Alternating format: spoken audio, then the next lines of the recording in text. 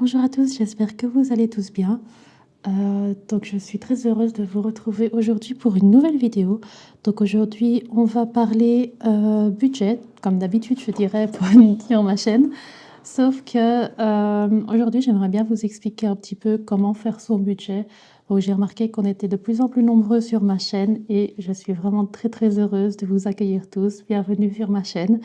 Et j'ai eu pas mal de questions de comment on fait le budget.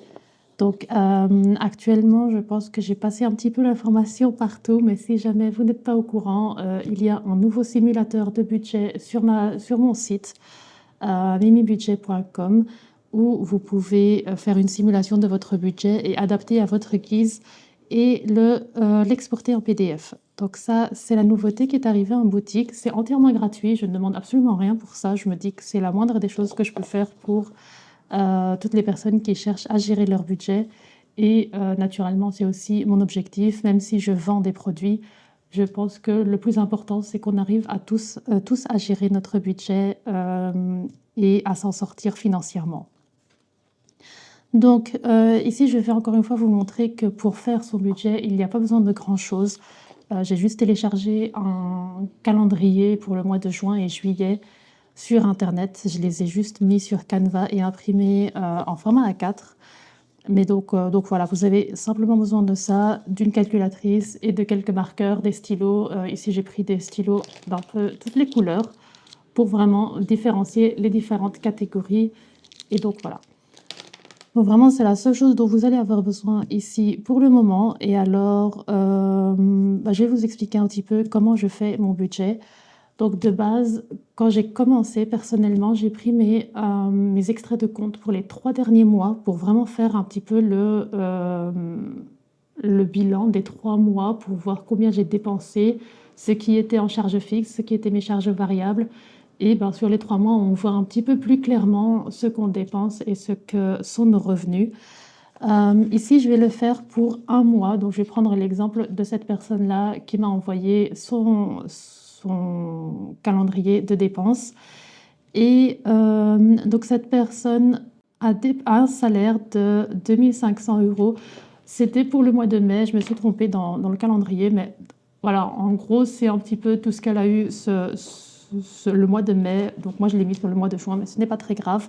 On va un petit peu faire le pour et le contre pour le mois prochain. Donc, vous faites ça pour le mois de juin, pour le mois de juillet, ou même pour le mois de mai, et vous faites une comparaison par rapport au mois de juillet, ce que vous voulez faire. Bref, vous adaptez ça à votre façon. Et donc, pour le mois de mai, cette personne-là avait un revenu total de 2500 € et des raouettes, mais des petites cacahuètes, mais on n'a pas compté les petites cacahuètes, on a vraiment arrondi à 2500 €. Tous les prix que vous voyez ici ont été arrondis au-dessus de ce qu'est la dépense. Donc, si par exemple il y a 8,50 €, je vais mettre 8 €. S'il y a 6,50 €, je vais mettre 6 €. Donc, enfin, ou 7 € plutôt. Donc, voilà, c'est toujours arrondi vers le haut niveau budget. Je préfère faire ça de cette façon-là. Elle a mis en épargne 0 €. Donc, tous ces 2500 € ont été dépensés et même on s'est retrouvé avec un négatif de 133 € parce qu'elle a eu une facture inattendue à la fin du mois. Et justement, le plus compliqué dans le budget, c'est toujours les fins de mois, quand on ne fait pas attention. Et donc voilà, donc elle s'est retrouvée à moins 133 € sur son compte. Et donc on va un petit peu analyser donc, ses dépenses. Donc ici, j'ai tout mis vraiment sur un calendrier. Je vais prendre en vert et en rose, vous prendrez en vert et rouge si vous voulez. Mais on va mettre un petit peu tout ce qui est facture, charge variable et charge fixe, les mettre en vert, et tout ce qui est vraiment des dépenses qui ne sont pas budgétisées, on va dire, on va mettre ça en rouge. Comme ça, on voit clairement la différence entre les deux dépenses. Donc, le premier du mois, elle a un loyer de 900 €, donc on va le mettre en vert. Donc ça, c'est OK. Le 3 du mois, elle a son électricité et gaz qui est OK, c'est une facture. Le 5, on se retrouve avec une facture de nouveau pour tout ce qui est internet et téléphone, c'est OK. Et on a une des premières dépenses, c'est la dépense resto. Donc ça, c'est en rouge. L'essence, personnellement, je prends l'essence et tout ce qui est ticket de transport comme une charge variable parce que c'est une charge qui reviendra dans tous les cas tous les mois, mais qui a toujours un montant différent dépendant de combien on utilise ce transport, combien on utilise la voiture par exemple. Donc je la mets comme une charge à laquelle je m'attends à avoir, mais je la mets en charge variable parce que le montant est toujours différent par rapport à par exemple, un loyer qui lui reste fixe jusqu'à augmentation, mais ça, on sait quand l'augmentation arrive. Donc, on va mettre l'essence en vert. Les courses, je vais les mettre en rouge parce que je vous expliquerai plus tard pourquoi.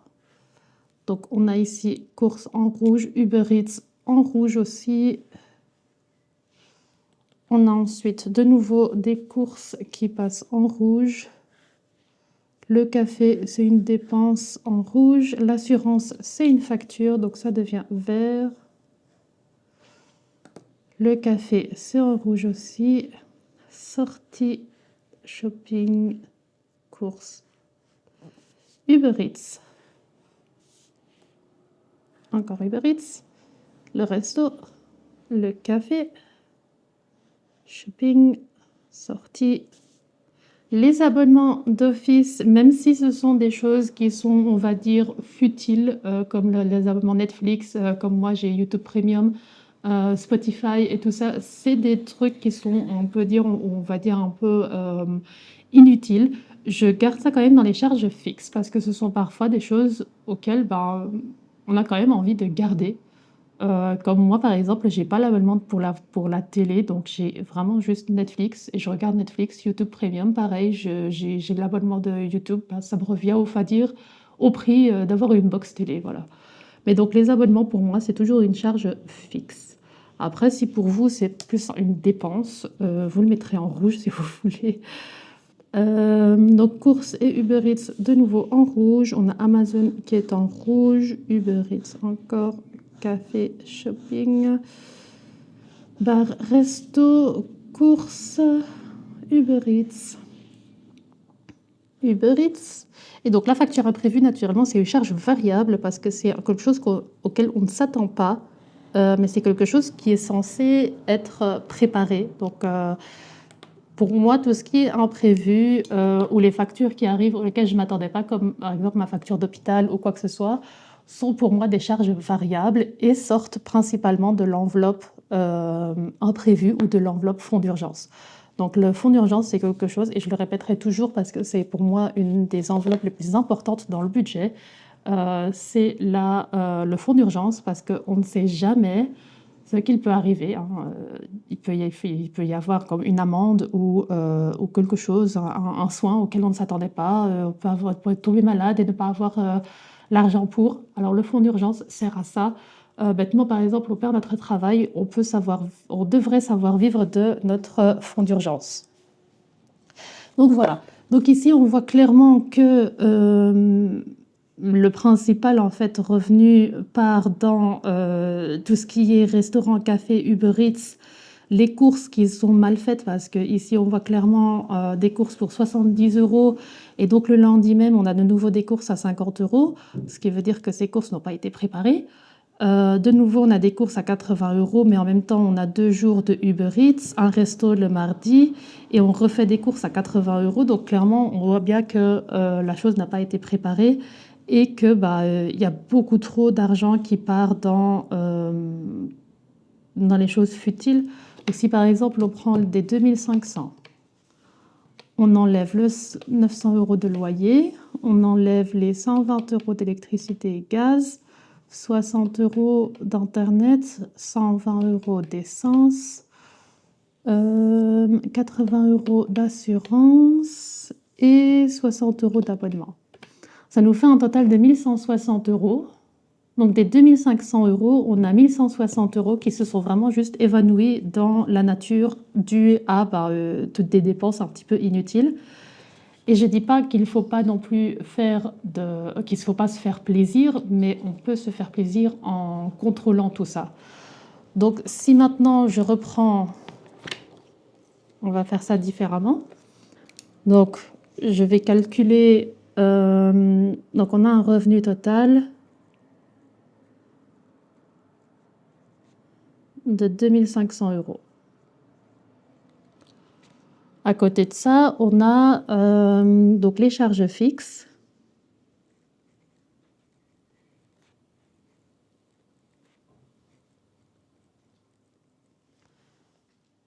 Donc si on fait 2500 moins 1600, je doute fort. Je vais voir. Donc on a 900 plus 120 plus 60 plus 120 plus 80 plus 60. Non, on va pas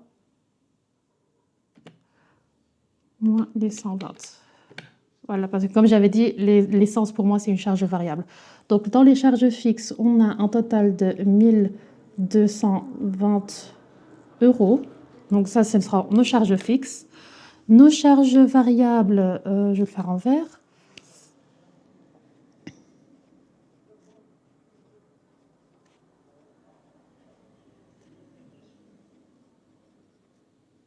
Donc nos charges variables ici, naturellement, ben, c'est uniquement l'essence. Si vous avez d'autres choses qui vous semblent être une charge variable, donc vous le rajoutez. Mais donc pour moi ici, je calcule la seule chose qui pour moi est vraiment variable, c'est l'essence. Donc je vais le rajouter donc, en charge variable, donc ça fait 120 euros. J'espère que vous arrivez à bien voir avec les couleurs, hein. Ensuite vient le plus compliqué. Donc on a les dépenses.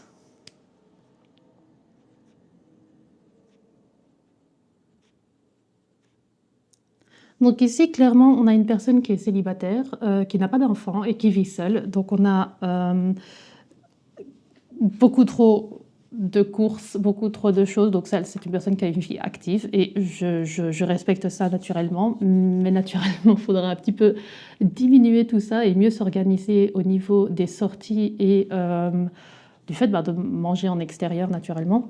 Surtout quand on fait des courses. Donc si on fait des courses à 80 euros, mais qu'on va par exemple manger quasi toute la semaine presque en extérieur, ce sont des courses qui au final ne servent à rien. Donc je pense que manger des repas maison serait un petit peu plus recommandé pour des personnes qui veulent faire du budget. Donc ici on a les courses. Donc si on calcule, elle a une moyenne de 60 euros de courses par semaine fois 4 semaines, on est à 240 euros. Ça c'est pour les courses. Je vais changer de couleur, comme ça je vois un petit peu mieux les dépenses. Clairement, Uber Eats fait partie de son quotidien. C'est un petit plaisir qu'on peut s'offrir occasionnellement, mais de nouveau, ça ne doit pas être une habitude. Ça doit être quelque chose qu'on s'offre de temps en temps, vraiment les jours où on n'a pas envie de cuisiner. Et sincèrement, ça m'arrive aussi, mais on essaye quand même de gérer ça d'une façon à ce que ça ne prend pas tout notre budget. Donc Uber Eats, on peut mettre un budget de 100 euros par mois. Je trouve personnellement que 100 euros par mois, sachant qu'on a en moyenne 25 euros par repas, divisé par 25, on va dire, elle a 4 jours dans la semaine où elle peut dans le mois où elle peut se permettre du Uber Eats. Donc personnellement, je trouve que c'est plus qu'assez. Si on le fait une fois par semaine, c'est pas mal. Ensuite, on a loisirs et shopping.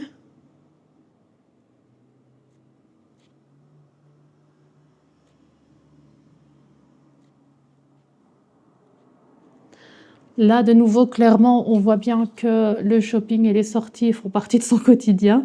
Donc là, je prévois un budget donc, plus élevé. Donc là, on peut mettre un budget de 350 euros. Je trouve que c'est pas mal.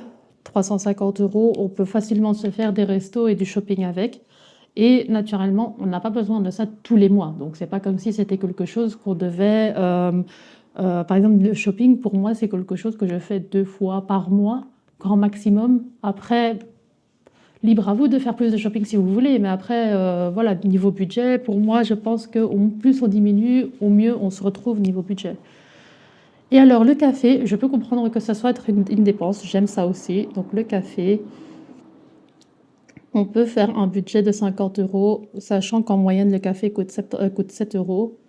Donc 50 euros par mois, je pense que c'est quand même pas mal. Et donc pour les épargnes, parce que naturellement, pour faire des épargnes, je vais déjà prendre un petit calcul de combien on a ici dans les dépenses pour cette personne. Donc, on a 240 plus 100 plus 350 plus 50. On est à 740 euros.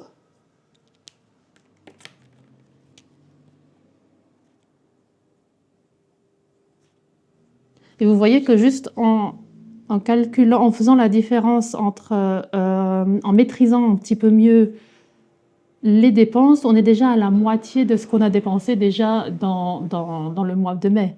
Donc si on fait ça le mois de juillet, clairement, les 740 euros, on vit bien avec, hein.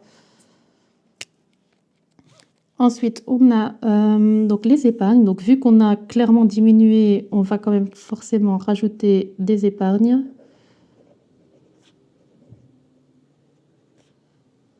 Et dans les épargnes, on peut du coup se permettre de mettre un budget de 350 euros.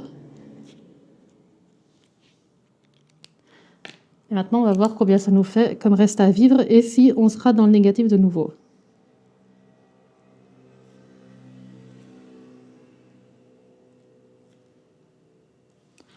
Donc, si on prend, ça c'est le test ultime, si on prend les 2500 moins les 1120 euros de charges fixes, moins les 120 euros de charges variables, moins les 740 euros des dépenses, moins les 350 euros, il nous reste un reste à vivre de 170 euros.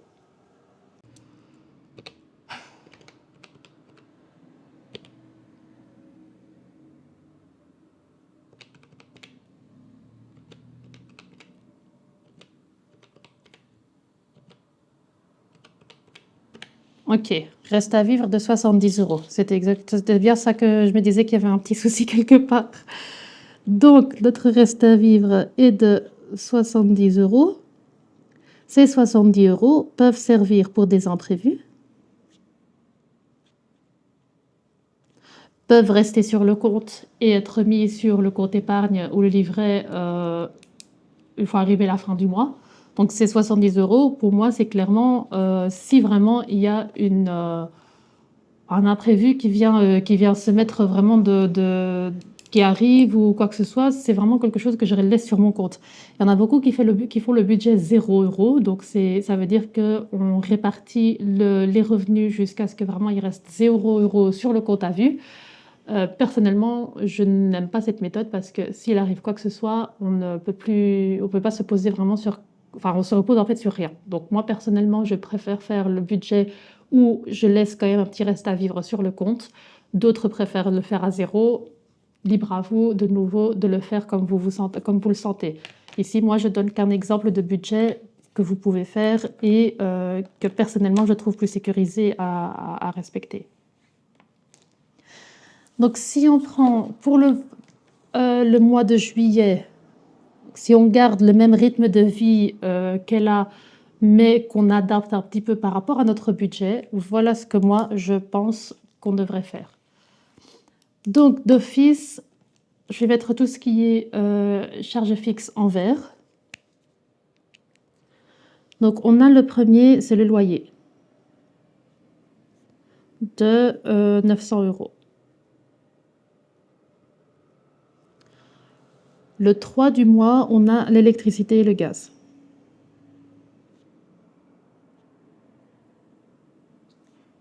Qui est de 120 euros.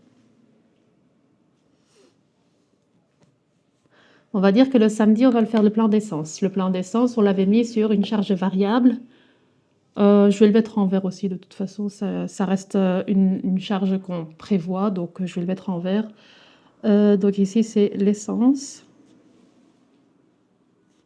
Et qui, lui, est de 120 euros aussi. Le 5, on a...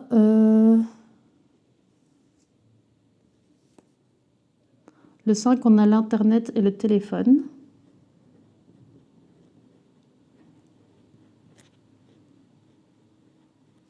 Qui, eux, sont de 60 euros.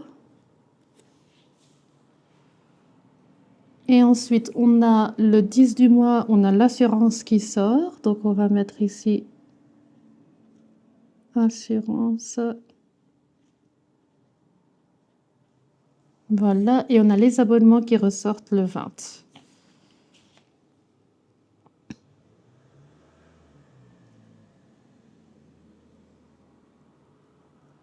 Et ça, c'est de 60 euros.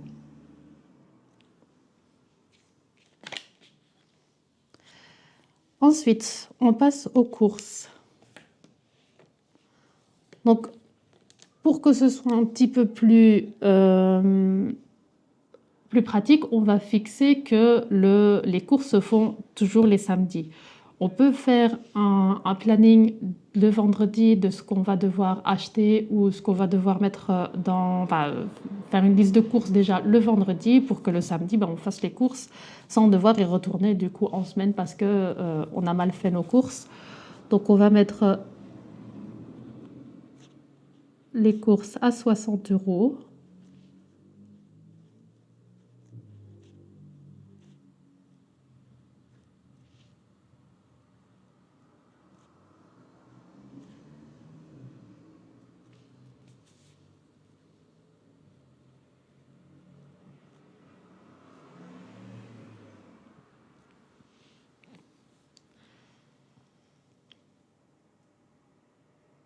Et ensuite vient la partie fun. Donc, j'ai clairement remarqué que le vendredi après-midi, c'est la journée sortie resto. Donc ça peut toujours rester tant qu'on respecte le budget. Donc, on peut faire par exemple le vendredi 3 un resto. En resto en moyenne, on va dire, on va mettre 40 euros. Le 10, on va se mettre un Uber Eats.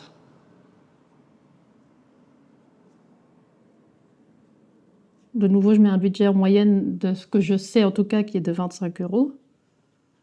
Surtout pour une personne seule. On va se faire un cinéma le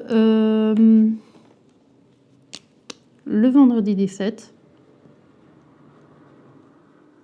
Je connais pas les prix des cinémas, je vais mettre en rond 35 euros avec la nourriture, si c'est correct, je ne sais pas. On se fait une sortie le 24 juillet parce qu'on a envie.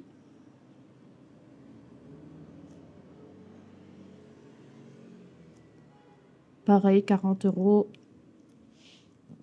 Et le 31, c'est la fin du mois, on a envie de rester chez soi, on se fait un Uber Eats.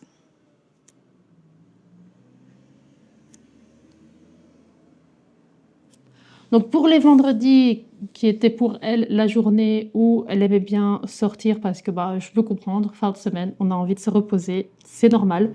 Donc là, on fait clairement des restos à la maison, des restos ou des livraisons à domicile, et puis un cinéma dans la semaine si on a vraiment envie de se faire quelque chose. Ce qui est aussi quelque chose qu'on peut faire et qui ne coûte zéro, c'est une sortie au parc, une balade.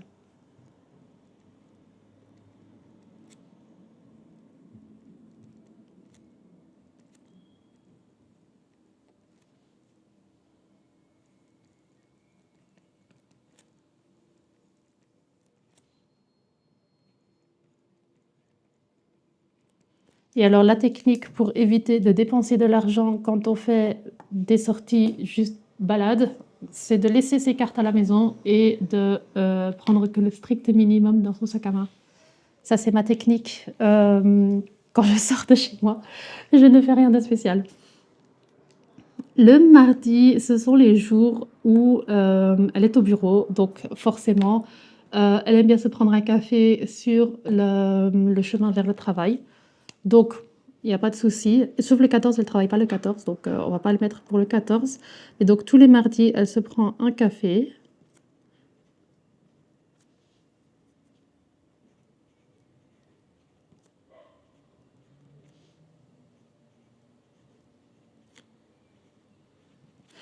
Et alors, le plus important que j'ai oublié de noter naturellement, c'est que la semaine de nos revenus, donc admettons par exemple, on est payé le 30.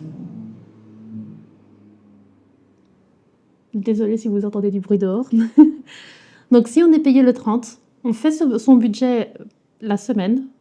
Donc si maintenant vous avez vraiment fait votre budget le samedi, le dimanche, on fait le plus important et celui qui va nous sauver vraiment, c'est mettre en épargne. Et si on avait dit 350 €, et celui-là, c'est le plus important parce que c'est ça qui va réellement nous sauver. Parce que dites-vous que dès qu'on met notre argent en épargne, en livret, ou alors en cash, en épargne cash, vous n'avez plus accès à cet argent. Donc dites-vous que c'est déjà 350 € qui ont disparu de votre compte à vue en tout cas, qui se trouvent peut-être sur un compte épargne. Vous le voyez peut-être, mais essayez au plus profond de vous de vous contrôler et de ne pas y toucher. Mettez-le sur un compte sur lequel vous n'avez pas accès ou quoi que ce soit, mais en tout cas, c'est 350 €. Dès que vous le mettez dans une épargne, c'est fini, on n'y touche plus. Ce qui vous donne d'office moins de dépenses pour le reste du mois et ça va aussi vous donner moins envie de dépenser. Donc, on a nos cafés, on a nos épargnes, on a nos sorties, enfin nos soirées du vendredi, on a nos sorties courses, on a encore du shopping, le loisir, c'est encore la seule chose qui nous manque ici dans ce budget. Et là, on va mettre le shopping du mercredi après-midi, on connaît tous.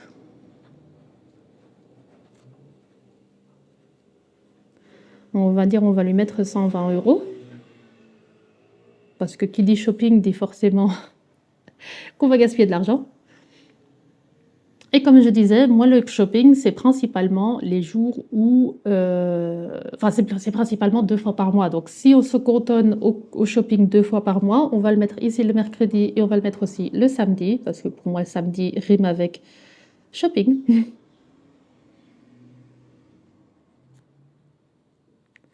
Et ici, on va par exemple dépenser 60 € pour le shopping. De nouveau, hein, dès que vous allez commencer à faire votre budget, vous allez vraiment vite voir que vous allez dépenser beaucoup moins au niveau des dépenses. Alors, qui dit shopping dit forcément café aussi. Donc, on va se mettre un petit café avec notre journée shopping. Voilà. On va se mettre un petit resto avec les collègues. Les restos, je les mets mis de bleu. Un resto avec les collègues le jeudi. Là, on va mettre un petit 50 €, allez.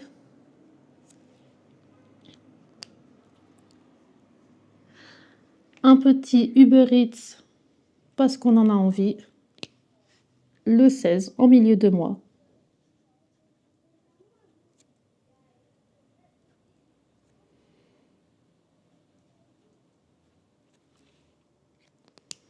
Voilà. Et si on garde notre budget de cette façon-là, quand on voit clairement, on est déjà bien mieux contrôlé que si on avait ça.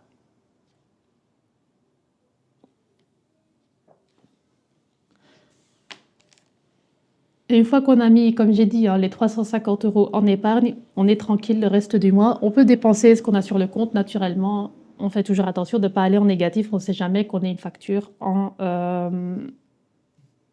prévu, en fait. Donc, si on fait le petit calcul, on a nos revenus qui restent à 2 500 €.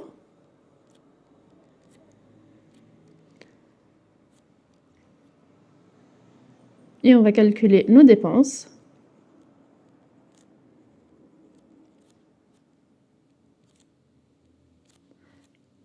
Et nos épargnes.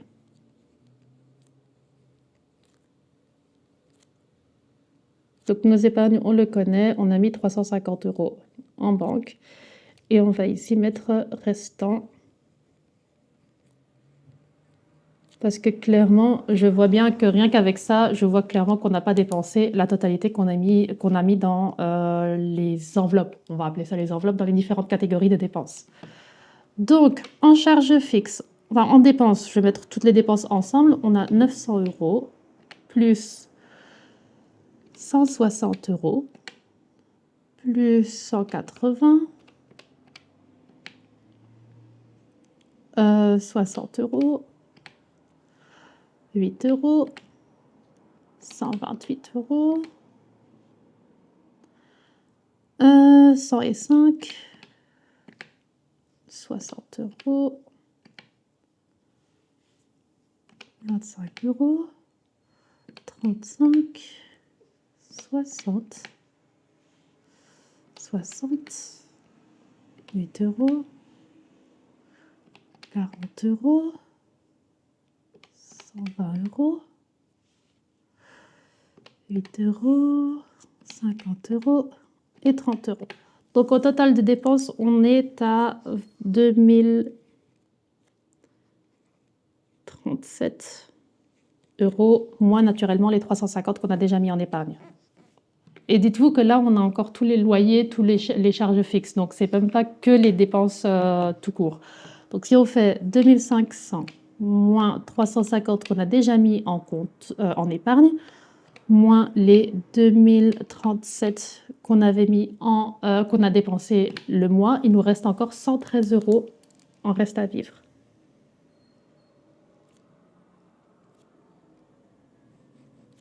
Donc en plus d'avoir mis 350 € de côté, on a encore 113 € qui sont sur le compte.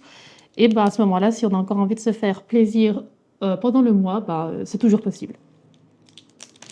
Donc vous voyez, hein, même si on n'a pas forcément d'outils budget, il ne nous faut pas grand-chose, des marqueurs, un petit calendrier imprimé, une calculatrice, et on est bon à partir pour faire son budget. Et comme je vous ai dit, encore une fois, je vous le répète, il y a toujours le simulateur de budget qui se trouve sur mon site. Je vous mettrai le lien dans la description. Mais donc voilà, c'est pas forcément obligatoire. Vous n'êtes pas obligé d'avoir directement tout ce qu'il faut pour faire votre budget. Vous pouvez commencer avec une simple feuille et des stylos et puis grandir votre collection petit à petit par la suite. Mais donc voilà. Donc on est vraiment passé d'un budget qui est complètement en désordre, qui est, on se retrouve en fin du mois en négatif de 133 €, à un mois où on se retrouve avec 350 € en épargne et restant sur le compte de 113 €. Donc voilà comment moi j'ai commencé à faire mon budget et comment je vous conseillerais de faire aussi le vôtre. J'espère qu'avec cette vidéo, vous aurez trouvé la motivation d'y commencer et j'espère que vous avez un petit peu mieux compris comment on met en avant son budget. N'hésitez pas, si vous avez des questions, à me les mettre en commentaire et moi je vous dis à très bientôt pour une nouvelle vidéo. Bye bye!